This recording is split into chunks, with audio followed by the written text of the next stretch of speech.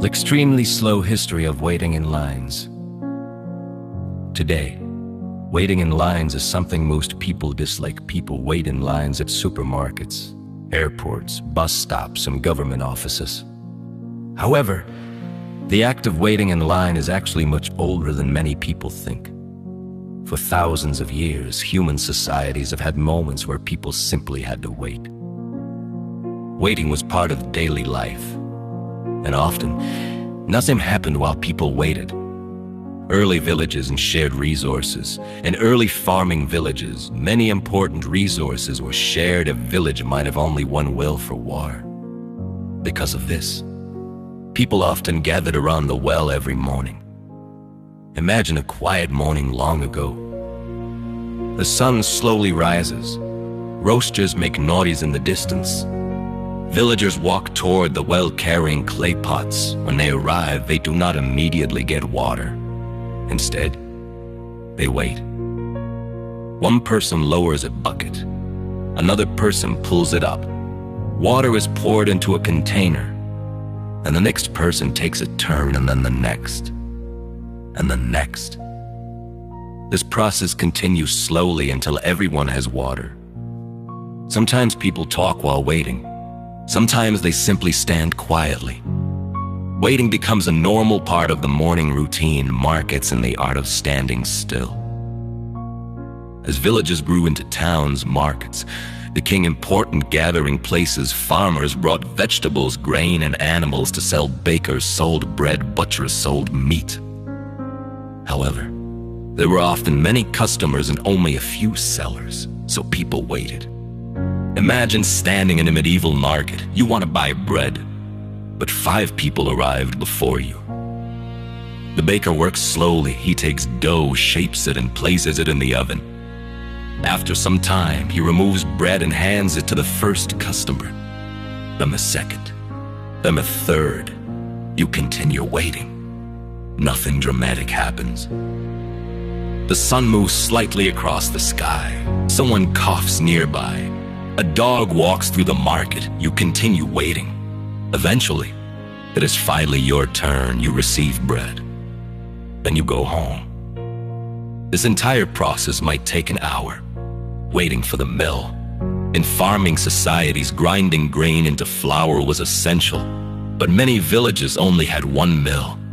This mill might be powered by water or animals. Farmers brought sacks of grain to the mill and waited for their turn. The miller worked slowly and carefully. Grinding grain was not quick. Sometimes there were many farmers waiting outside. They sat on sacks of grain. They talked about weather. They watched the mill wheel turn again and again. The sound of grinding grain continued for hours. Nothing exciting happened, but everyone needed flour, so everyone waited, waiting for letters. As societies became more organized, communication improved. Letters became an important way to send information across long distances.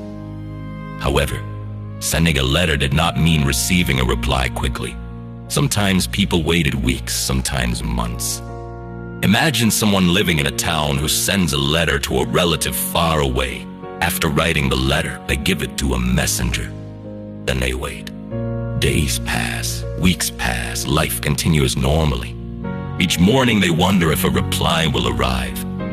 But most days nothing arrives. Finally, after a long time, a messenger appears with a letter. The waiting ends. But the waiting itself was often longer than the message. Waiting during travel. Travel in the past was slow. People often waited for transportation. For example, travelers waiting for ships in ports had to be patient. Ships depended on wind. If the wind was weak, ships stayed in port. Travelers sat in taverns or near docks watching the water. They waited and waited, sometimes for days. Nothing happened except waves moving slowly. Eventually the wind changed. The ship prepared to leave. Only then did the journey begin. Waiting in government offices. Even centuries ago, governments required paperwork, permissions, and taxes. If someone needed permission to trade goods or travel, they might visit an office in a town. But they rarely received help immediately. Instead, they waited. Clerks slowly wrote documents using ink and quills. Writing was careful work. Each letter had to be formed slowly. People waiting for documents sometimes sat on benches for hours.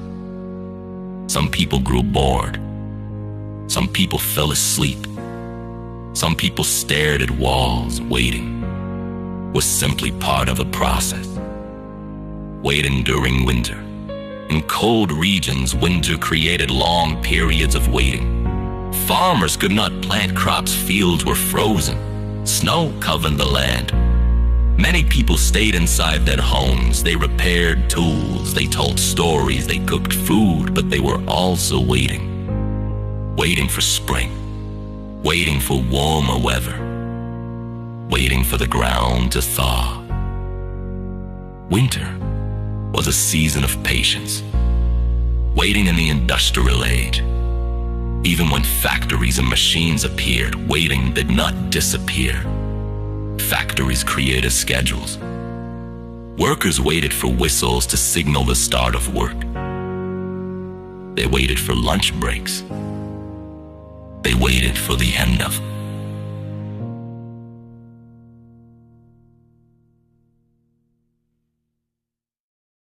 They waited for the end of the day. Train stations also created new types of waiting. Passengers sat on benches holding tickets. They listened for announcements. Sometimes trains were late. Passengers continued waiting. The experience was familiar to many people, the quiet nature of waiting. What makes waiting interesting in history is how ordinary it was. Waiting rarely appears in history books. Books talk about kings, wars, discoveries, and inventions. But ordinary people spent large parts of their lives waiting. Waiting for food, waiting for work, waiting for news, waiting for seasons to change. These moments were quiet. They were slow, they were repetitive. Yet they were part of daily life. Waiting today. Even today, despite modern technology, waiting still exists. People wait for elevators. People wait in traffic. People wait for packages to arrive. Some waiting is shorter than in the past, but the experience feels similar. Time slows down. Minutes feel longer. People check their phones or look around. The world keeps moving slowly. A simple conclusion. History is often remembered for exciting moments. But everyday life was mostly calm and repetitive. And within that everyday life, waiting played a very small but constant role. People waited for bread. People waited for water. People waited for letters. People waited for seasons. And while they waited, life quietly continued around them. Birds flew overhead. Markets slowly emptied. The sun moved across the sky. Nothing dramatic happened, just another ordinary day in history. And often, that day included a little bit of waiting.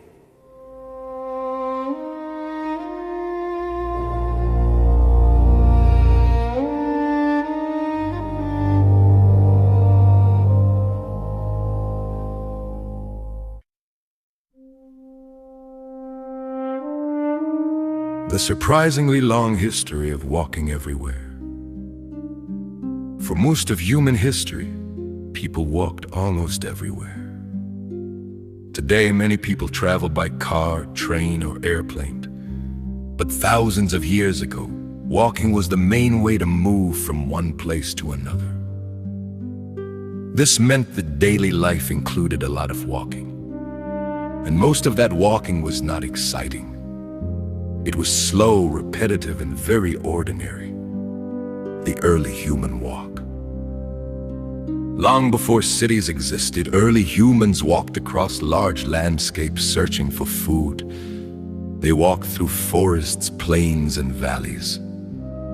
Sometimes they walked for hours. Sometimes they walked for days. They walked because they needed food, water, and shelter. Unlike modern travel, there were no roads. There were only paths created by animals or repeated footsteps. The walking was quiet. You could hear wind moving through grass. You could hear birds flying overhead, but most of the time, nothing dramatic happened. People simply walked. Walking in ancient villages. Later, when farming villages appeared, walking was still the main way to move around. Farmers walked to their fields every morning. Children walked to nearby streams to fetch water. People walked to neighbors' homes to share news. The distances were not always long, but the routine repeated every day. A farmer might wake up before sunrise. He would eat a simple breakfast. Then he would walk slowly to his field. The path might be the same one he had used for years. Each day looked almost identical to the previous one. Walking to the market. In many societies, markets happened once or twice a week. Villagers often walked long distances to reach them. Imagine someone carrying a basket of vegetables. They leave their house early in the morning. They begin walking down a dusty path. The walk might take 1 hour, sometimes 2. Along the way, they pass trees, small farms, and animals grazing quietly. They arrive at the market, sell their goods, and then walk home again.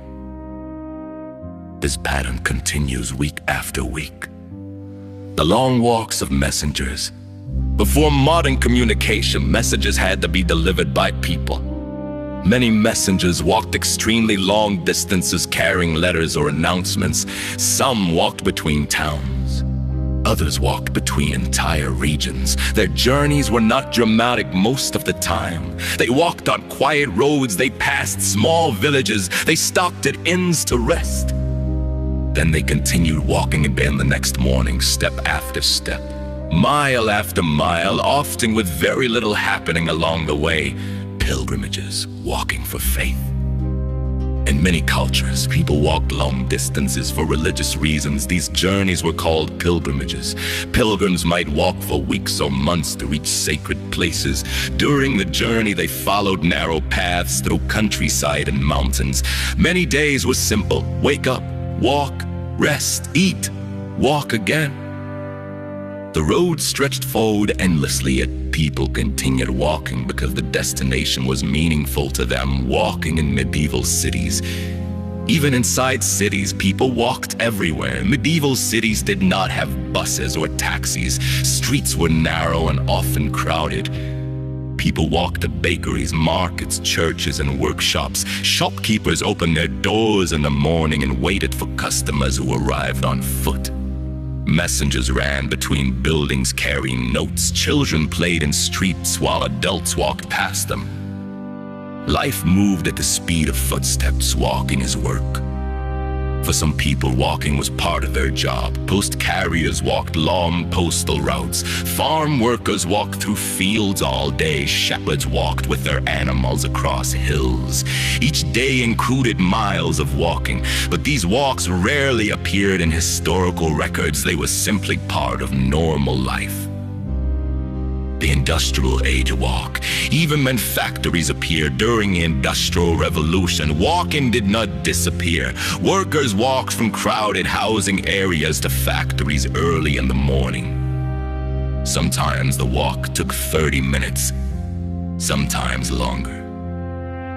They walked before sunrise. They walked home after sunset. The streets slowly filled with workers moving in the same direction, day after day, year after year. The quiet nature of walking. Walking might seem unimportant in history, but it shaped how people experienced the world. Walking allowed people to observe their surroundings slowly.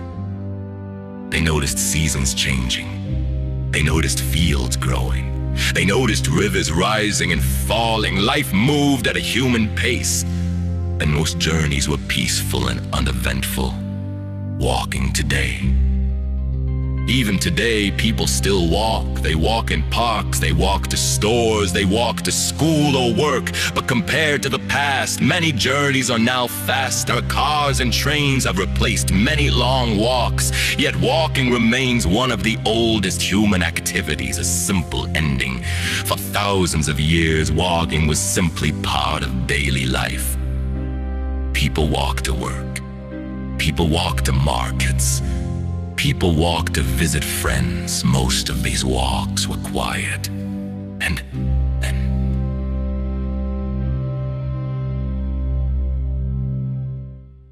ordinary. No dramatic events. No famous moments. Just footsteps moving slowly along the road. And sometimes that is what most of history looked like. A long path. A steady pace, and people quietly walking forward. Medieval laundry story. How people cleaned their clothes. Slowly. Imagine a medieval village. The sun rises over wooden houses with thatched roofs. People wake up, farmers go to the fields, bakers tend their ovens, and someone goes to wash clothes. But here's the twist. Washing clothes was not easy. There were no washing machines, no soap brands, no warm water taps. In fact, most clothes were only washed once a year. Why so rare? Water was heavy to fetch from wells or rivers. Soap was expensive and made from animal fat. Washing was physically exhausting. Boiling, scrubbing, rinsing, and beating cloth on rocks. So instead of frequent washing, people relied on other methods. Sun and air, clothes were hung outside to freshen up. Perfumes and herbs, lavender, rosemary, and rose petals help mask smells away. Linen undergarments, these were easier to clean and protected outer garments from sweat. The average laundry day. On a typical laundry day. Morning. Fill buckets with river water. Midday. Boil water in huge cauldrons. Afternoon. Scrub clothes on rocks or wooden planks. Evening. Rinse and hang outside to dry. This could take the entire day and often only happened once or twice a year. Imagine spending your day scrubbing and soaking clothes instead of doing literally anything else in the social life of laundry. Surprisingly, laundry was also a social event. Women gathered by the river, shared gossip, exchanged recipes, and sometimes even solved village disputes while scrubbing so. Even though the task was boring, it had small moments of connection. Evolution over time. As centuries passed, laundry slowly improved. 17th century. Metal washboards appear. 19th century. Soap production becomes cheaper. 19th century. Industrial laundry machine. Even then, for most ordinary people, laundry remained a long, repetitive chore until the 20th century. Takeaway. Medieval life was not all castles and battles. For most people, life was a cycle of repetitive chores. Laundry may sound boring, but it shows the patience, effort, and ingenuity of people in history.